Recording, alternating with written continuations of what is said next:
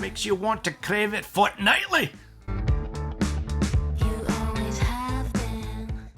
You can't call this a sub-basted boost mid-centric monitor-like tuning. Or yes, you can. I just did it.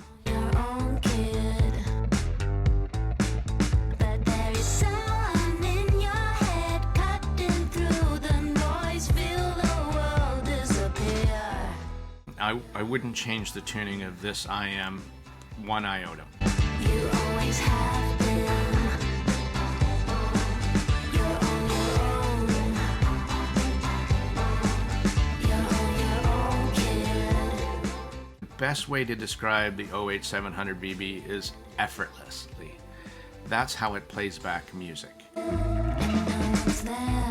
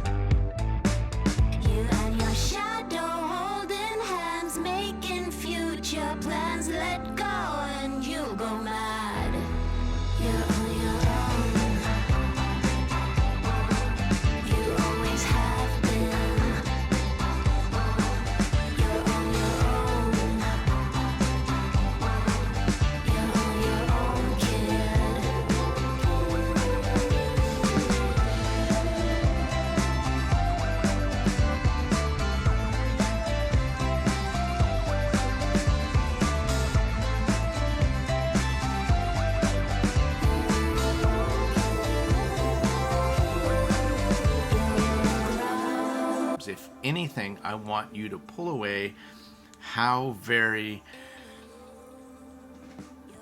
uncolored in some areas this I Am is, and colored in other ways in a good way to make it a fun listen.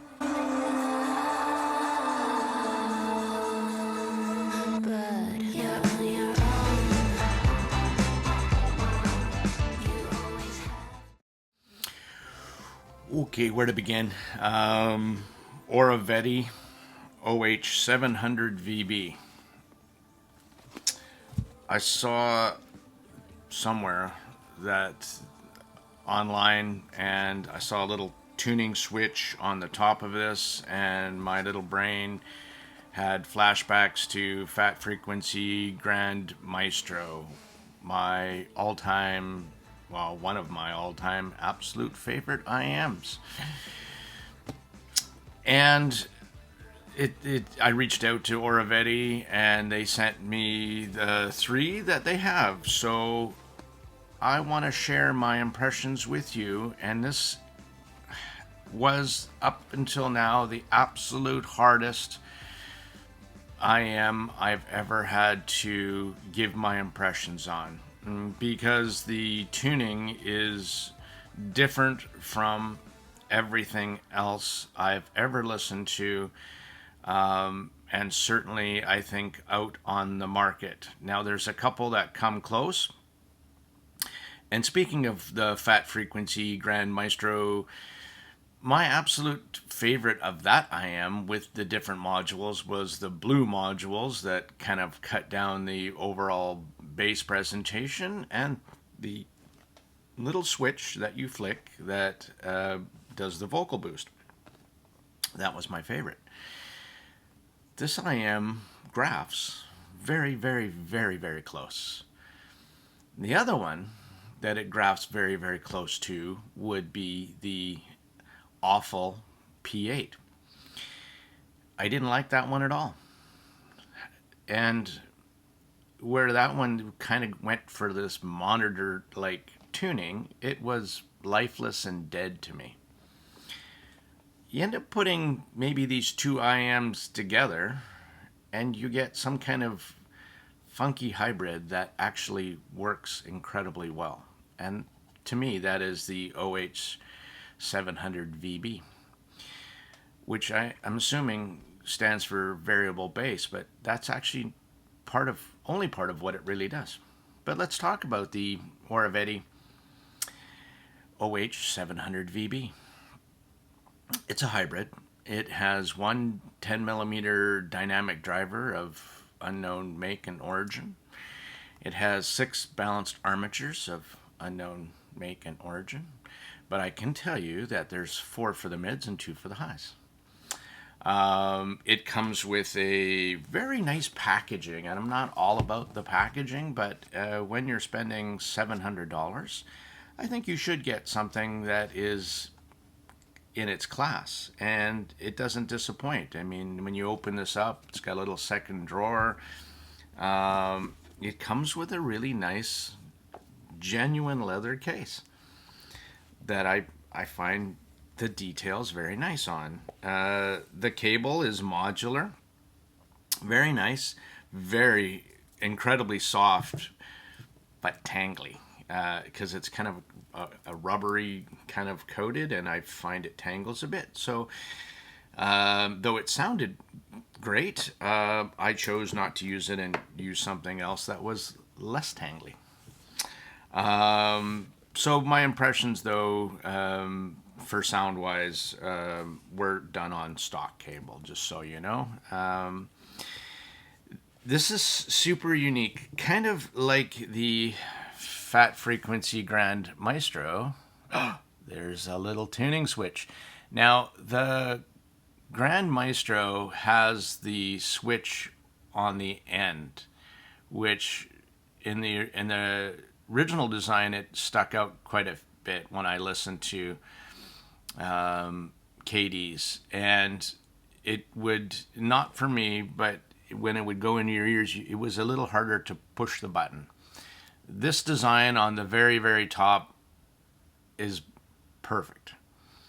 I was a little worried about the switch getting damaged, but I think it's kind of resilient. Hasn't been an issue, and I've had these for weeks. And I got them in, and I did some initial listening, and then I burned them in for about 7 days. So they're seasoned well.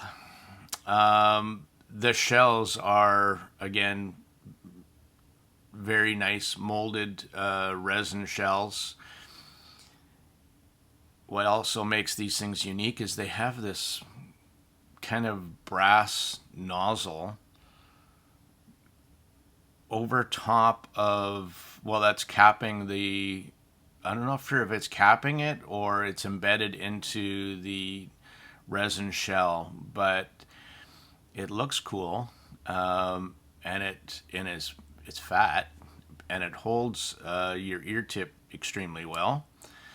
I did my tip rolling, and I ended up using these Dunu S&S Stage and Sound tips, which are probably also giving me why this thing sounds the way I do. Ear tips are paramount. They're important for your overall impressions. And I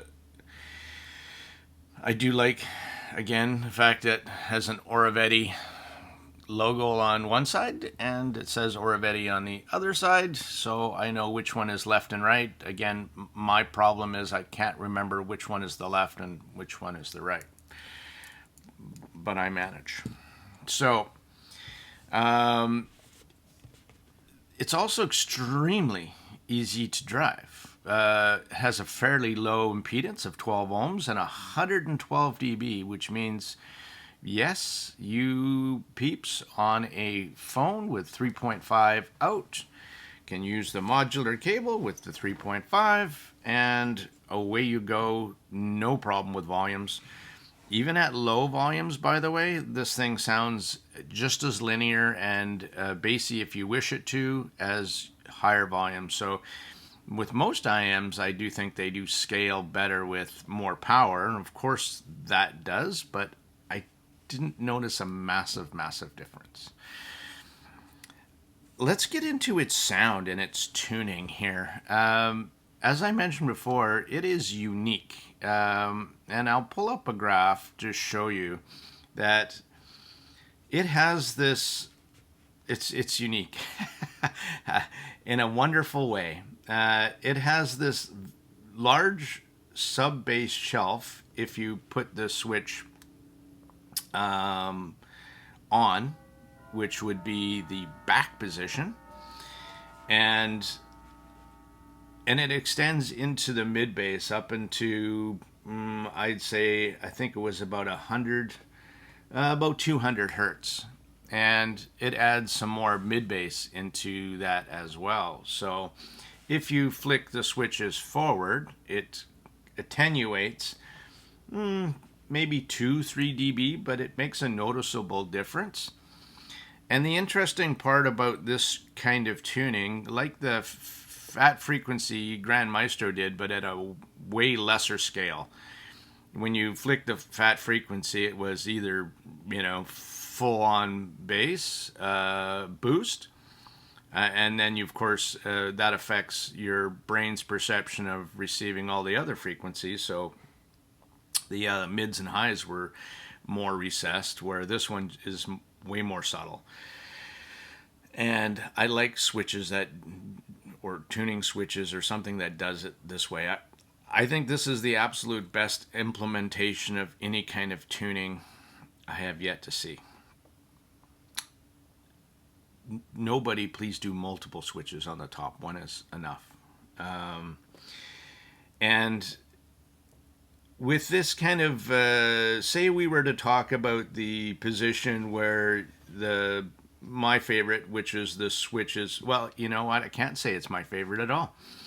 So with the switches back, with the bass boosted on, you do get more.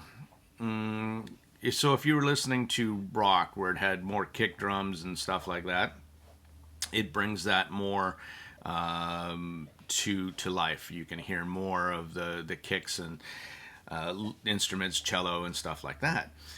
Then you look at the rest of the frequency graph, and it is, it has a very, very slight gain all the way right up until 800, and then it starts to slowly climb a little bit more, and then plateaus around 4K, and it has this little sibilance dip, and then it has phenomenal extension and treble all the way, like way, way out there.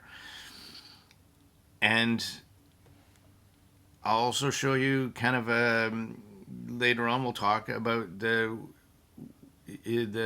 what it does and for sound wise. And let's start off with the bass first of all. When tracks in this kind of tuning is different. So this is not like a variations kind of tuning or like a scooped out mid bass. It's not like that at all, because the mid bass isn't scooped out compared to the mids. So it's not shy on the mids or the mid bass, though the sub bass does predominantly take over if in fact there is energy in the mix, in the track, in the sub bass. It's a wonderful low end replay. It gives you some great dynamics. But where the real magic starts, I think, is at that 150 to 250. And it really depends on that switch position that you're doing. And let's talk about just the mid bass too, right? So it has that very flat rise up into the mids. It only adds about +7, +8 dB all the way up until the top of the pinna. So that's not really a very boosted. I don't think I'd call this a V shape at all, because it's definitely not like that.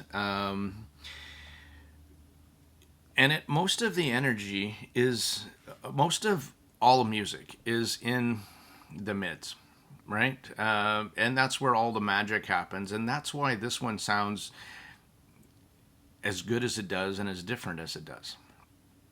Because you can't call this a sub-basted boost mid-centric monitor-like tuning. Or yes, you can. I just did it. But that's how it is.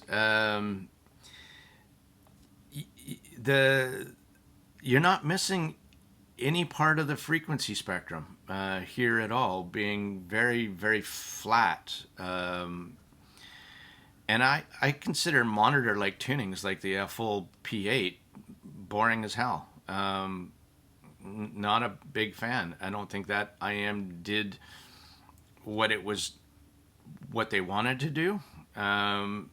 For me, some people love that thing. For me, I just thought I couldn't get into it. I couldn't get into it didn't move me in any way. So, when you're listening to the ORIVETI OH700VB, I wish there was a way to truncate that name. Anyway, even that sibilance dip at 6K is wonderful in the fact that when you're putting power to this thing and you're dialing it up, it never gets spicy, but the treble extension and the details that it can come out is phenomenal. It has excellent upper register, extension.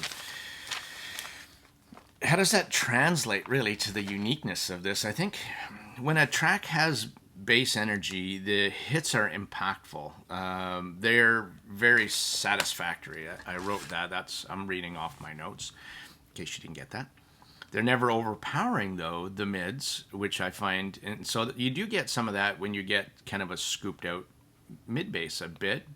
But again, this is a bit different tuning.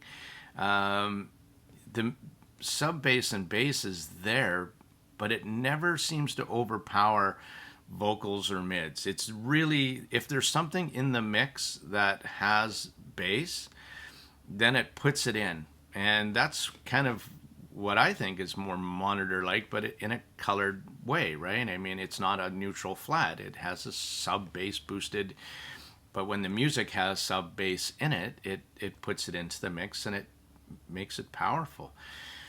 But not going past, the 200 mark. You're not adding any bloat to the mids at all. So everything sounds very natural. The OH700VB plays back the mid-range. Now, this is also a bit on the tuning switches, where it plays back the mids a bit recessed, because I wouldn't say recessed in a way, and this is why it was so very difficult to review this IM, I had to go back and forth with a variety of different IMs to really get my head wrapped around this one. Where I would say 1 minute it would be recessed in the vocals, and the next minute, the next track that would come on, it would be vocal forward, and I think that's quite a chameleon that it can do that. And again, I think you're listening to the information in the track versus you are having an IM color the sound. So it does make a bit of a difference with that switch forward or backwards, because if you're adding or subtracting some bass into the mix, your brain goes, oh, I hear more highs with less bass. And so then it sounds more vocal forward and more airy and sparkly. Even though the top end actually didn't change its energy output, it was the bottom. But that's the way our brain perceives sound.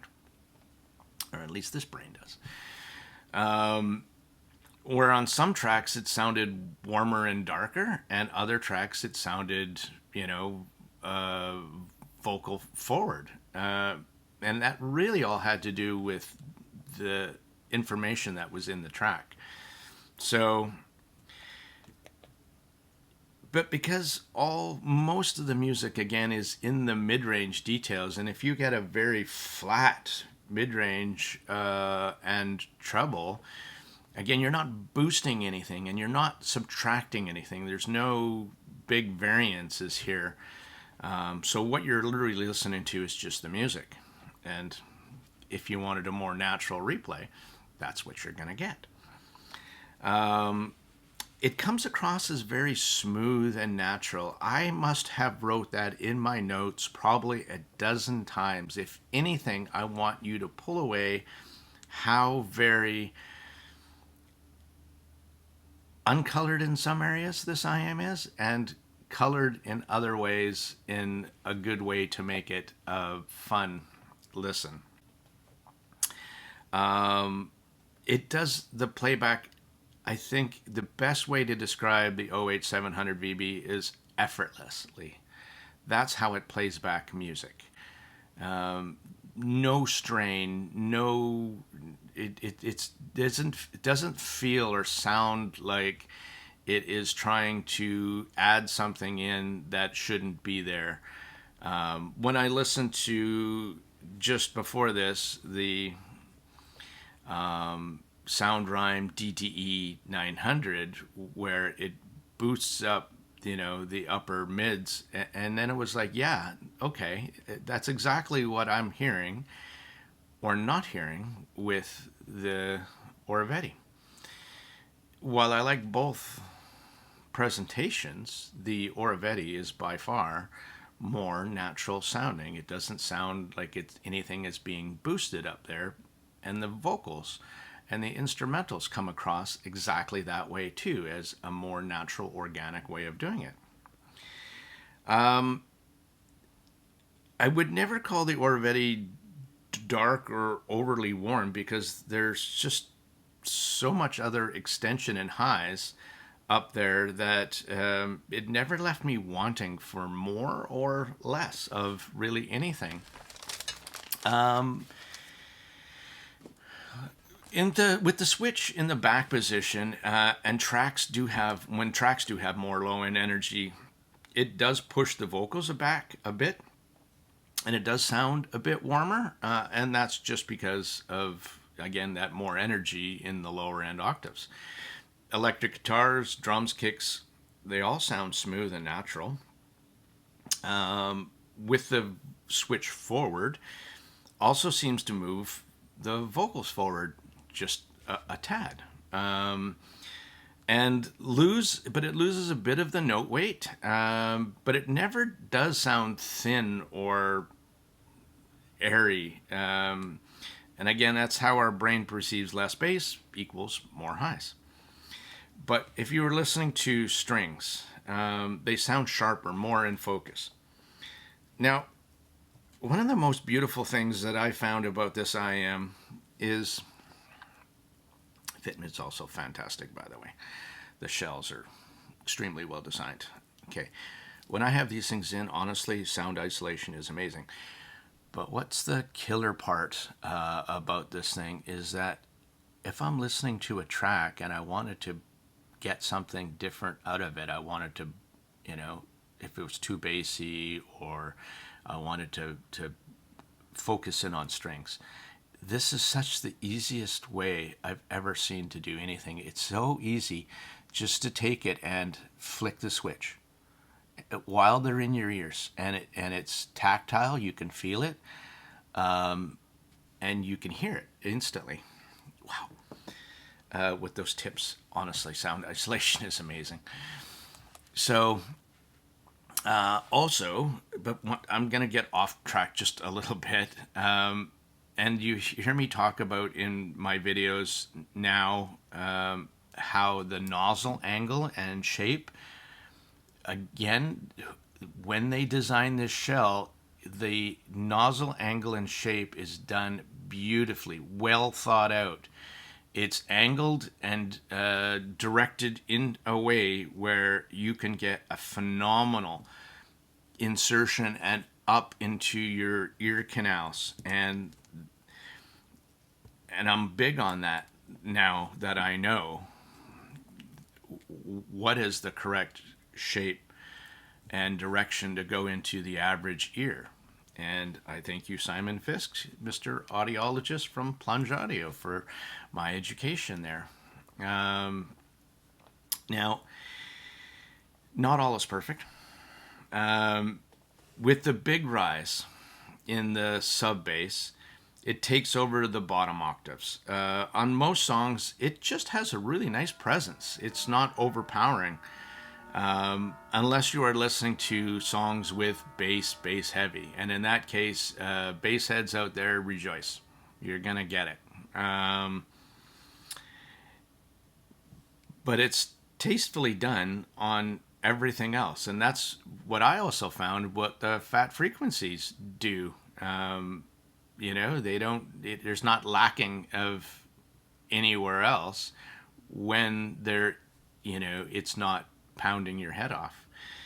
And quite honestly, most of the time, the OH700VB comes across as pretty tame in the bottom end again, and there's that monitor kind of like tuning where unless there's information in the track to add that in, and when it's there, it boosts it up, and it's a fun replay. And the bass is good quality as well. And if that would be not great quality, then it wouldn't give you the replay that would make you emotionally connected to it. So, and I was thinking about this a lot, and I was like, I wish, because my bass snappier, and I like lots of mid bass, like the Freya 2. For me, that bass was wonderful. Did it have lots of sub bass extension? No, not like this one. And then I was thinking, it's like, well, if it had that kind of replay, would I enjoy this IM this much? And I honestly gave it some mindful thought, and the answer was no, I wouldn't. I wouldn't change the tuning of this IM one iota. If I want that other replay, I put in the Freya 2 pound my 80s, right? And that was an epiphany that came to me, and it's like I wouldn't change the tuning of this one bit, not at all. The bass is authoritative when it's in the mix, but the overall replay is so very, very clean. Honestly, like I said, this one was the absolute hardest to describe. It's unlike any other IM. Except for my favorite Grand Maestro Blue Filter vocal switch on.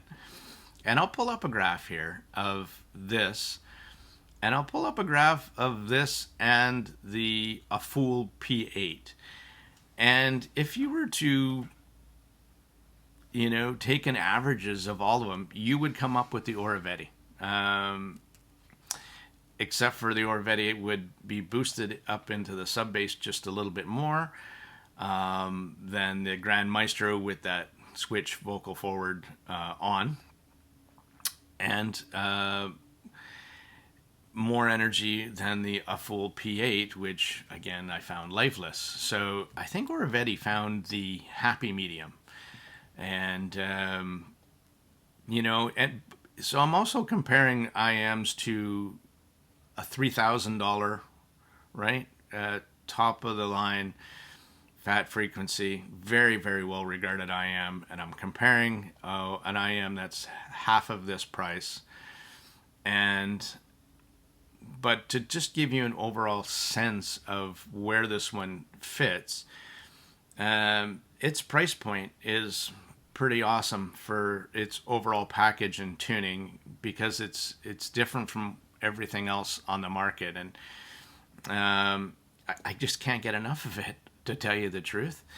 I was also listening last night to my Oracle, the Auto Oracle, and I love that IM dearly as well. And I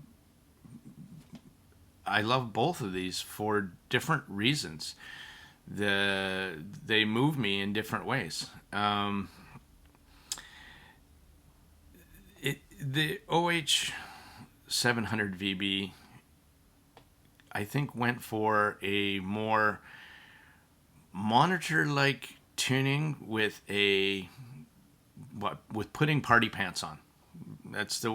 It's colored in all the right ways and all the right places to give you a less colored sound, but a funner tuning that and in a very natural, organic way. It's how I'm gonna leave it. And I struggled. I really did to, and this has taken me days and days and days of different sessions and throwing different things in my ear, resetting myself, taking a day off, that kind of stuff, to really just even shoot this video to tell you, how it sounded. Everything sounded so very smooth and natural again, not forced, and nothing is really forward or backwards in the mix. You add in that sub bass energy and the upper mids and the amazing extension. You don't really get a monitor like tuning. You get a slightly colored flavor of tuning that makes you want to crave it fortnightly. All you Mike Myers fans would get that. The rest of you are thinking I'm an idiot. Anyway, this is the Tone Deaf Monk. I hope you enjoyed watching me struggle trying to describe this IM. And now I pass the baton on to the rest of Canucks Audioholics group and have my friends also share and struggle to give their impressions. And this will be an interesting one because this will go next to Kevin, and he just got his custom Grand Maestros. That's whose I borrowed. And so he ordered, after 6 months later, he got his customs in, and that's what he's listening to. So this is going to go off to him, and I want to get his impressions of that. And look out for that on our landing page at Hi-Fi Guides. You'll see Katie's impressions on there, and as well as Facebook, our page that we help run is Chi-Fi Audio Reviews as well. So check us out there. Thanks much. This is Tone Deaf Monk. I'm out for now.